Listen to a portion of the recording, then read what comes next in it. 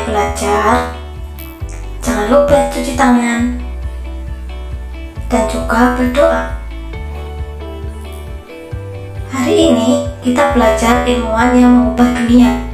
Apa kalian suka olahraga? Olahraga apa yang kalian suka? Sepak bola, basket, badminton, ataukah renang? Tahukah kamu perkembangan badminton di dunia? Badminton berkembang di Mesir kuno sekitar 2000 tahun yang lalu. Sejarah penemuan badminton. Olahraga yang dimainkan dengan kok dan raket kemungkinan berkembang di Mesir kuno sekitar 2000 tahun lalu, tapi juga disebut-sebut di India dan Republik Rakyat Tiongkok. Di Tiongkok terdapat permainan yang disebut jianzi, yang melibatkan penggunaan kok tetapi tanpa raket. Alih-alih koknya dimanipulasi dengan kaki. Objektif permainan ini adalah untuk menjaga kok agar tidak menyentuh tanah selama mungkin tanpa menggunakan tangan. Di Inggris, sejak zaman pertengahan, permainan anak-anak yang disebut battledore dan shuttlecock sangat populer. Anak-anak pada waktu itu biasanya akan memakai dayung atau tongkat battledore dan bersiasat bersama untuk menjaga kok tetap di udara dan mencegahnya dari menyentuh tanah. Ini cukup populer untuk menjadi nuansa harian di jalan-jalan London pada tahun 1854 ketika majalah Punch mempublikasikan kartun untuk ini. Penduduk Inggris membawa permainan ini ke Jepang, Republik Rakyat Tiongkok, dan Siam, yang sekarang Thailand, selagi mereka mengkolonisasi Asia. Ini kemudian dengan segera menjadi permainan anak-anak di wilayah setempat mereka.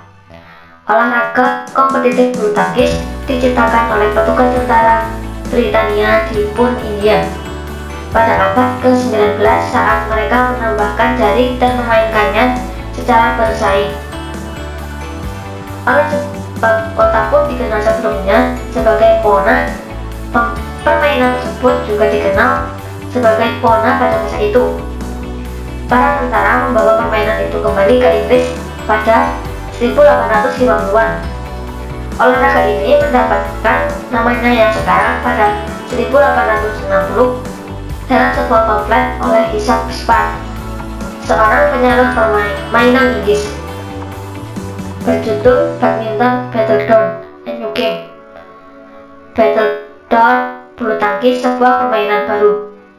Ini melukiskan permainan tersebut dimainkan di gedung Badminton House, Estate Beaufort di Gloucestershire, Inggris. Rancangan peraturan yang pertama ditulis oleh klub badminton Bath pada 1877.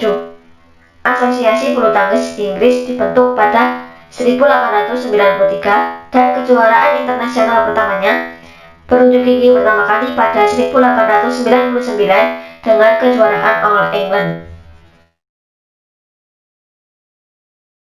Tadi adalah perkembangan olahraga badminton.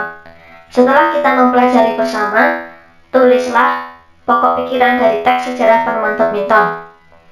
Tulislah pokok pikiran tersebut pada kertas atau buku kalian menggunakan pensil atau pulpen. Kita menulis menggunakan ballpoint atau pensil.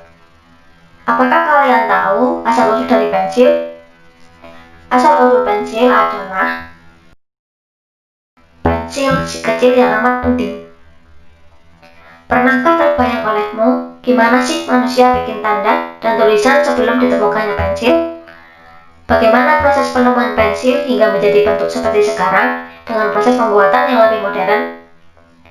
Zaman dahulu, manusia menggambar dan menulis dengan menggoreskan ujung pisau ke batang pohon. Lalu, pada masa Romawi kuno, sebilah logam tipis dipakai untuk membuat goresan pada batu dan lembar daun papirus. Perkembangan pensil dimulai sejak ditemukannya grafit pada tahun 1564 di Bordeaux, Inggris. Grafit ditemukan sebagai material yang dapat meninggalkan tanda hitam yang cukup pekat, namun terbukti lunak dan gampang patah. Untuk itu, grafit membutuhkan tangkai pemegang. Pada mulanya, grafit hanya dibungkus oleh tali yang terbuat dari kulit domba. Terus, ditemukan cara untuk memasukkan grafit di antara dua pilar kayu yang dilubangi. Ketika itulah mulai dikenal alat tulis yang kini dinamakan pensil. Pensil mulai dibikin secara massal pada tahun 1662 di Nuremberg, Jerman.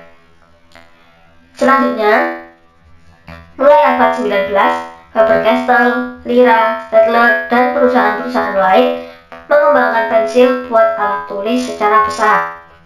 Pada zaman modern, pensil dibuat dengan hancurkan grafit murni sama tanah liat hingga berbentuk bubuk. Kemudian, campuran ini dicetak menjadi bentuk tipis panjang dan dilapis dengan kayu. Jadilah pensil dengan bentuk yang kita kenal saat ini. Pensil menjadi benda yang penting banget hingga saat ini. Kalau nggak ada pensil, kita bakal kesulitan waktu lagi belajar. Kita juga nggak bisa bikin karya tulis seperti cerita pendek, puisi, dan tulisan lainnya. Mari kita tentukan pokok pikiran dari setiap paragraf.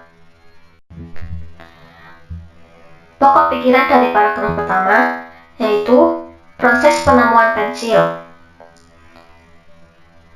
Pokok pikiran dari paragraf kedua yaitu zaman dahulu manusia menggambar dan menulis dengan menggoreskan ujung pisau ke batang pohon. Ditemukannya grafit pada tahun 1564 di Borrowdale, Inggris. Grafit ditemukan sebagai material yang dapat meninggalkan tanda hitam yang cukup pekat namun terbukti lunak dan gampang patah. Grafit membutuhkan tangkai pemegang. Pokok pikiran pada paragraf 3 yaitu pensil mulai dibikin secara massal pada tahun 1662 di Nuremberg, Jerman. Abad 19, Faber-Castell, Lyra, Staedtler, dan perusahaan-perusahaan lain mengembangkan pensil sebagai alat tulis. Kesimpulan dari teks tersebut terdapat pada paragraf terakhir, yaitu pensil menjadi benda yang sangat penting hingga saat ini. Bagaimana cara kita menghargai dan menjaga penemuan-penemuan tadi? Kita wajib menjaga dan melestarikan hasil karya orang lain, dan kita tidak boleh memplagiat atau mengcopy hasil karya orang lain tanpa ada persetujuan dari orang tersebut. Sekarang kita belajar arti penting kewajiban dan tanggung jawab. Kewajiban dan tanggung jawab. Ani adalah putri dari Bapak dan Ibu Yakub. Pak Yakub mendaftarkan Ani di sebuah sekolah yang cukup ternama di desanya. Pak Yakub memenuhi semua kebutuhan sekolah Ani, seperti buku-buku, seragam sekolah, serta peralatan lainnya. Bu Yakub juga selalu membekali makanan sehat untuk Ani di sekolah. Ani sangat bersyukur dengan perhatian ayah dan ibunya. Ia selalu mematuhi nasihat ayah dan ibu.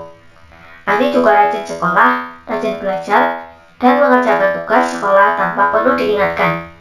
Ani selalu naik kelas dengan nilai yang memuaskan. Bapak dan Ibu Yakub sangat bangga dengan Ani. Nah, dari bacaan tadi, kalian tahu apa itu kewajiban dan tanggung jawab. Contohnya Ani, kewajiban Ani adalah sekolah. Dan kewajiban ayah dan ibu Ani adalah memenuhi kebutuhan Ani, kebutuhan untuk belajar, seperti ayah Ani yang mendaftarkan Ani ke sebuah sekolah di desanya, dan ibu Ani yang selalu memberikan makanan sehat untuk Ani di sekolah. Dan juga Ani juga harus bertanggung jawab dengan semuanya yang telah diberikan. Ani harus selalu membanggakan orang tua dengan cara rajin belajar dan juga rajin sekolah. Demikian materi pembelajaran pada tema 3, subtema 2 pembelajaran 6. Sampai jumpa pada materi berikutnya.